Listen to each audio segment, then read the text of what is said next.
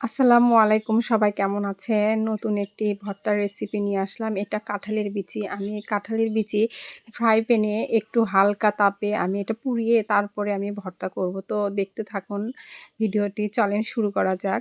তো এখানে আমি ফ্রাই প্যানটা একটু গরম করে তারপরে আমি এই বিচিগুলো দিয়েছি। এখন নাড়তে বিচির উপরে যে কালার সেটা একটু পরিবর্তন হয়ে যাবে। একটু লালচে কালার হয়ে আসবে।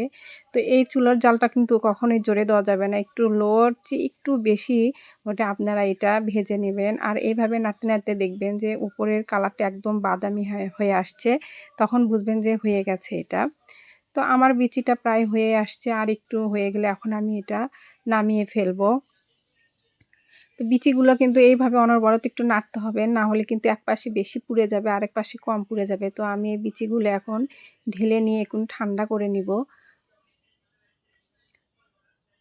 তো আমি দেখেন বিচিটা একটু নাড়িয়ে দিচ্ছি। এখন এগুলো ঠান্ডা হয়ে গেলে তারপরে আমি এগুলো ছিলে নেব। তো আর এপাশ থেকে ফ্রাই প্যানে আমি একটু তেল দিয়ে মরিচগুলো ভেজে নেব। তো এখানে আমি সরিষার তেল দিয়ে নিচ্ছি। এখন ৪-৫ টা শুকনা মরিচ নিয়েছি। এগুলো আমি ভালো করে ভেজে নিব। আর এই কাঁঠালের বিচি ভর্তাটা কিন্তু খুব সুস্বাদু খেতে। তো অনেক রকম করে করা যায়। আজ আমি একটু অন্য রকমভাবে করে দেখাচ্ছি আপনাদেরকে।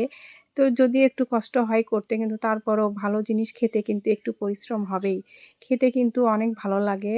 কারণ এই কাঁঠালের বিচিটা এত পরিমাণ পুষ্টি, আমাদের শরীরের জন্য অনেক ভালো এটা। আপনার যে কাঁঠালের যে পাকা কাঁঠাল, এটা কিন্তু শরীরের যে পুষ্টি এটা ৬ মাস পর্যন্ত থাকে। তো আপনারা একটু হলেও আপনারা পাকা কাঁঠাল ট্রাই করবেন। আর এই বিচিগুলো তো আরও বেশি পুষ্টি আমাদের শরীরের জন্য। তো বিচিটা কিন্তু বিভিন্নভাবে খাওয়া যায়। তো এখানে আমি শুকনা মরিচগুলো দেখেন ভেজে তুলে নিয়েছি। এখন আমি এই পাশ থেকে এই চুলাটা অফ করে আমি শুকনা মরিচ ভাজাগুলো এভাবে রেখে দিব। আর এই পাশ থেকে দেখেন আমার বিচিগুলো ঠান্ডা হয়ে গেছে। আমি এগুলোর খোসা ছেড়ে নিচ্ছি। এভাবে একটা করে খোসা ছাড়িয়ে নেবেন। আর দেখেন ভিতর থেকে কিন্তু অনেক সুন্দর সিদ্ধ হয়ে গেছে। আর এই সবগুলো ছাল আমি এখন ছিলে তারপরে নিয়ে আসছি। দেখেন আমার বিচিগুলো সম্পূর্ণ ছাল আমি ছিলে নিয়েছি। আর এই বিচিগুলো দেখুন একদম পারফেক্টভাবে ভাজা হয়েছে। ২-১ পাশে এরকম কালচে পোড়া থাকলে ভর্তাটা আরও বেশি মজা হয়। তো আমি এখানে শিলপাটায় ভর্তা করব।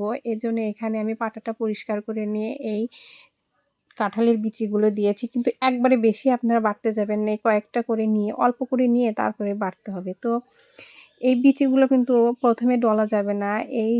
আপনার এই পাশ থেকে একটু ২-১ বার চাপ দিয়ে ভেঙে গেলে তারপরে এগুলো আপনারা বেটে নিন। একটু জোরে শিলপাটা চাপ দিলে দেখেন এগুলো একটু ভেঙে যায়। আর এভাবেই কিন্তু করতে হবে। তাছাড়া একবারে ১ম এই ডলতে গেলে হবে না। এখন আমি এগুলো ভালোভাবে একটু ডলে নিয়েছি। এগুলো কিন্তু এইভাবেই থাকবে। এর চেয়ে বেশি আর মিহি হবে না। আমি দেখেন সবগুলো এইরকম করে পাটাতে অল্প করে নিয়ে চাপ দিয়ে পিষে তারপরে আমি এগুলো করে নিয়েছি। এখন আমি ১ম এ ভাজা শুকনা মরিচগুলো একটু বেটে নেব। বেশি বাটবো না, একটু আধা রেখে দিব। আর এখানে আমি কাঁচা পেঁয়াজ ব্যবহার করেছি। তো কাঁচা পেঁয়াজটা এই মরিচের সাথে ভালো করে একটু ডলে নিব। ইস আমি এটা শিল দিয়ে করে নিয়েছি। এর চেয়ে বেশি আর মিহি করব না। এখন ওই বেটে রাখা যে কাঁঠালের বিচি ছিল সেগুলো আমি এই মরিচের ডলার উপরে দিয়ে এখন হাতের সাহায্যে ভালোভাবে মেখে নিব। একটু ডলে মাখবো, তাহলে এই সিমের এই বিচিগুলো আপনার এর সঙ্গে ভালোভাবে মিশে যাবে। দেখেন আমি হাত দিয়ে এভাবে চেপে ভালোভাবে এগুলো ভালো মিশিয়ে নিচ্ছি।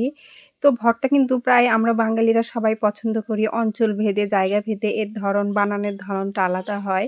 কিন্তু বাঙালির কিন্তু ভর্তা না হলে একদিনও হয় না। আমার তো বিশেষ করে তরকারি বা যেটা দিয়ে ভাত খাই বা ২-১ বার কিন্তু ভর্তা না খেলে আমার ভালোই লাগে না। তো ভর্তাটা আমি কম বেশি করি।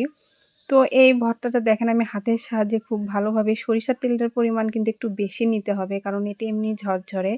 আর এই ভর্তাটা কিন্তু ঝরঝরে ভালো। দেখুন আমি হাত দিয়ে ভালোভাবে চেপে নিচ্ছি।